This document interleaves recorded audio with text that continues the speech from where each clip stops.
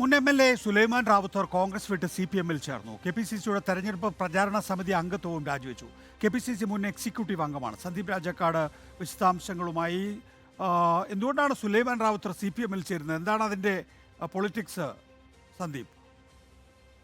നികേഷ് കുമാർ, കഴിഞ്ഞ കുറച്ചു കാലങ്ങളായി അത്രയധികം ആക്റ്റീവ് ആയിരുന്നില്ല ഈ PP സുലൈമാൻ റാവുത്തർ. ഇടുക്കിയിൽ തന്നെ MLA ആയിരുന്ന സുലൈമാൻ റാവുത്തർ ഇതിനുശേഷം KPCC എക്സിക്യൂട്ടീവ് അംഗവുമൊക്കെയായി പ്രവർത്തിച്ചിരുന്നു. എന്നാൽ 2021 തെരഞ്ഞെടുപ്പിന് ശേഷം കാര്യമായ പ്രവർത്തനങ്ങളിൽ സജീവമായിരുന്നില്ല എന്ന് വേണം മനസ്സിലാക്കാൻ. ഇതിനിടയിലാണ് KPCC നേതൃത്വവുമായൊക്കെ മുമ്പ് ചർച്ചകളും മറ്റും നടത്തിയിരുന്നുവെങ്കിൽ പോലും മറ്റ് ഭാരവാഹിത്വത്തിലേക്കൊന്നും സുലൈമാൻ റാവുത്തർ എത്തിയിരുന്നില്ല. അതിനുശേഷമായിരുന്നു KPCC തന്നെ സംഘടിപ്പിച്ചിരിക്കുന്ന, നേതൃത്വം നൽകിയിരിക്കുന്ന ഈ തെരഞ്ഞെടുപ്പ് പ്രചരണ സമിതി അംഗത്വത്തിലേക്ക് തെരഞ്ഞെടുക്കുകയും അതിന്റെ പ്രവർത്തനങ്ങളുമായി നിൽക്കുന്ന ഒരു സാഹചര്യം ഉണ്ടാകുന്നത്. ഇതിനിടയിലാണ് ഈ തെരഞ്ഞെടുപ്പ് പ്രചാരണ സമിതി അംഗത്വം രാജിവെച്ച് CPM-ലേക്ക് പോരുന്നതായി സുലൈമാൻ റാവുത്തർ തന്നെ വ്യക്തമാക്കിയത്. ഇന്നിപ്പോൾ CPM-ന്റെ ജില്ലാ സെക്രട്ടറി അടക്കമുള്ളവരുമായി ഒന്നിച്ചിരുന്നായിരുന്നു വാർത്താ സമ്മേളനം നടത്തിയത്. അതിൽ വ്യക്തമായി പറയുന്നത്, ഇന്ന് വരുന്ന ഒരു രാഷ്ട്രീയ സാഹചര്യം, ആ രാഷ്ട്രീയ സാഹചര്യത്തിൽ ഇടതുപക്ഷത്തിന്റെ ഒപ്പം നിൽക്കുന്ന, ഇല്ലെങ്കിൽ ഇടതുപക്ഷത്തിന്റെ പ്രാധാന്യം വളരെ വലുതാണ്. അതുകൊണ്ട് തന്നെ ഇടതുപക്ഷ സ്ഥാനാർത്ഥിയെ വിജയിപ്പിക്കുന്നതിന് വേണ്ടിയിട്ടും ഇടതുപക്ഷത്തിനോടൊപ്പം നിൽക്കുന്നതിന് വേണ്ടിയിട്ടാണ് തന്റെ തീരുമാനം. അതുകൊണ്ടാണ്